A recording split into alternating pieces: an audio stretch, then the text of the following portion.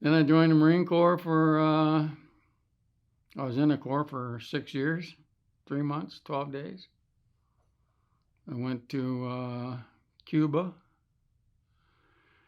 spent a week in the brig in Cuba, and then begged and begged and begged me and my running mate, send us to Vietnam, send us to Vietnam.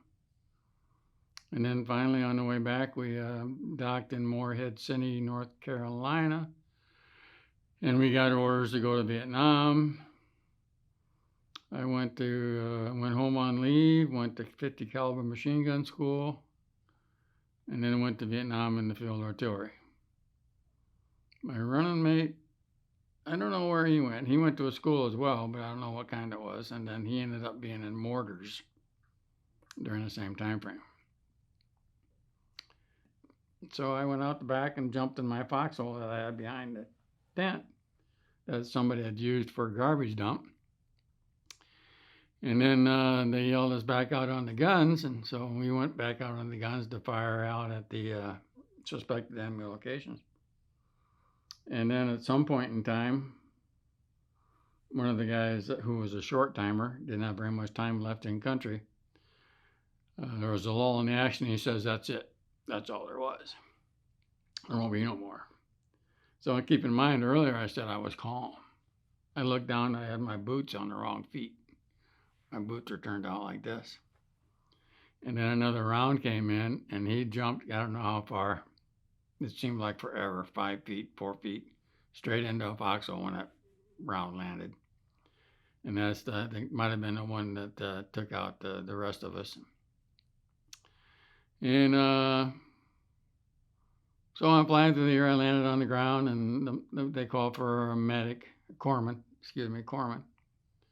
So the corpsman comes up and wants to know where my knife is, my K-bar. I always carried an Air Force survival knife or a K-bar on my belt. And I didn't have it. She started yelling because they had to cut my trousers off. Well, they got my trousers off, and they got the stretcher bearers, and they're hauling me down to the first aid station to be medevaced out. And they set me down on the ground, and one of the guys said, "Geez, you're heavy." And they got more incoming rounds, and one of the guys laid down next to me was going to protect me with his body. Now we're down at the aid station, and I'm looking up. They start rocketing the aid station, and I think it was the same guy. I start to whimper, and he takes his hand, and I watch it go up and down. It was a bloody mess. And he said, "He'll be all right." I got on the chopper, and I think they flew us to Da Nang somewhere. And then they did, I suppose they call it emergency triage, whatever that word is. And the next thing I know, I'm in Cameron Bay, which was, I'm assuming, a big medical hospital. So I spent 30 days there. And then went back on the guns. That was, I got there in November. January of 68, I got hit. So December, January, February. So February, we'll say early March, I was back on the guns. And then left in December of 68. Got that ass backwards, I think. I got there in November of 67. Yep, 68. January 68, I got wounded, yep.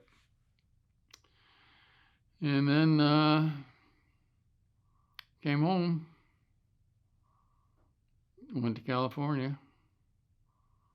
They said we're going to have a big inspection, inspecting general.